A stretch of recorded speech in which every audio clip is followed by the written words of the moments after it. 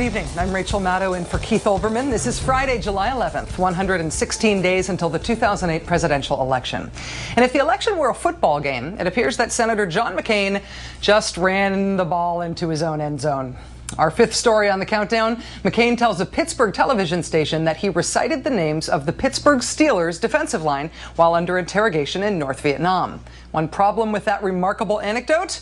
Every other time McCain has told that story, he's named the Green Bay Packers instead. Unnecessary pander, 10 yards. Ahead, we'll have political analysis from Richard Wolff, and we'll go to the go-to guy you always want to go to when politics and sports combine. Someone who also knows a thing or two about Countdown.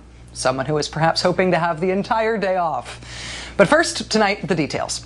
The candidate who supposedly isn't comfortable talking about his military record brings it up unprompted yet again. In an interview with station KDKA in Pittsburgh, McCain raised the subject himself in response to the incredibly innocuous question, quote, "When you think of Pittsburgh, what's the first thing that comes to your mind?" I'd like to thank Senator, when you think of Pittsburgh, what's the first thing that comes to your mind? the Steelers. When I was first interrogated and really had to give some information because of the pressures, the physical pressures that were on me, I named the starting lineup, the defensive line of the Pittsburgh Steelers as my squadron mates. Did you really? Yeah, that years ago, yeah. In your POW camp? Yes, yes indeed. Yeah. Could you do it today? No, unfortunately I couldn't, but I certainly could then. Problem number one, the famous Steelers defensive line to which McCain was trying to refer, you know, Mean Joe Green, L.C. Greenwood, they didn't become famous until McCain was out of Vietnam. Problem two, as we mentioned, he's told this tale before, notably in his book, Faith of My Fathers. On page 194, and I quote, "Pressed for more useful information, I gave the names of the Green Bay Packers offensive line and said they were members of my squadron." The anecdote was also dramatized for the TV movie version of the book. Starr, Greg, McGee, Davis, Adderley, Brown, Ringo, Wood. 10 points, McCain.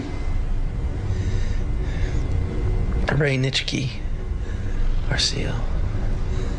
You, Mr. McCain, get some rest.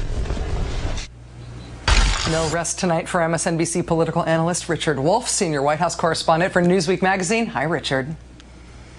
Hi, Rachel. The McCain campaign is claiming that this Steelers story is an honest mistake. One of many, it would seem.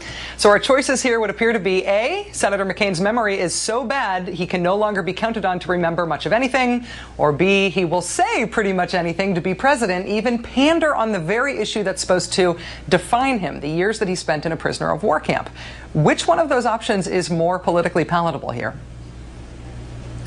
You know, I'm not sure what is palatable anymore in a week where we've had wall-to-wall coverage of Jesse Jackson threatening to cut off the extremities of Barack Obama.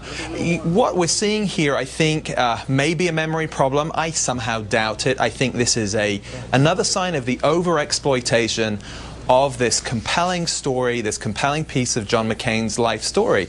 And the problem is that the more you repeat this stuff, and where you repeat it in error and in excess, the less powerful that becomes. I mean, the reason in 2000 his aides said he wasn't trying to talk about his life story even when he was because they knew it was somehow precious and to be brought out when they really needed it. The problem about bringing it out every time is that it's no longer powerful. And on that issue of the power of this particular anecdote about giving the names of the Green Bay Packers, this was the anecdote McCain would cite as evidence for why torture doesn't work. He would say, look, I know from firsthand experience it produces false confessions. McCain reversed himself on the issue of torture. Back in February, he voted against a bill that would have banned the CIA from using waterboarding as an interrogation tactic. Does this anecdote, whether it was botched unintentionally or intentionally, does that have the potential of even reviving the torture flip-flop for him? I'm not sure this anecdote does in and of itself, but I think that torture and McCain's position on torture ought to be a very relevant area of debate in this campaign. Partly because he's raising it so often in what seems like every TV ad, but also because it's not just a historical issue, of course, because what we're learning every day is how the Bush administration adopted torture techniques as part of their standard operating procedure. That makes it very relevant, not just as a campaign issue looking backwards, but also moving forwards for the next president. So it is relevant what his position is, why he thought there should be some sort of exemption for the CIA. Richard, one of the great intangibles on which elections turn is the authenticity of a candidate. That's what the whole Maverick thing is about. That's why you get the lifestyle photo ops of the candidates. Authenticity seems to me to be really, really hard to generate in the minds of voters and really hard to recreate if you lose it. Do you think that John McCain is losing that sense of authenticity for voters? Well, certainly this kind of incident speaks to that kind of issue. I mean, to mistake a certain part of your life story is one thing, but this is a key, critical moment that he has repeated many times before. And to get it wrong in this way does raise questions about the very essence of his brand. I mean, if you're going to put straight talk on your plane and your bus, then you cannot afford to be caught in anything less than straight talk. Richard, it may be months too early to say if this will cost McCain with Pennsylvania voters, but isn't this exactly the kind of thing that could cost him with Pennsylvania voters, especially with so-called low information voters? Even if they're low on information about other issues, low information voters might not be low on information about football, right? Right, absolutely. This is where the campaigns are really battling it out here. And what does it say about how he thinks about Green Bay and Wisconsin? You know, there are cues here in what people are tuning into. And you know, the only limiting factor here is how it's been covered. I'm really surprised that so far this has got very little debate and has been reduced to something of a blog item. I agree. Richard Wolff of MSNBC and Newsweek, thank you and have a great weekend. Thanks, Rachel.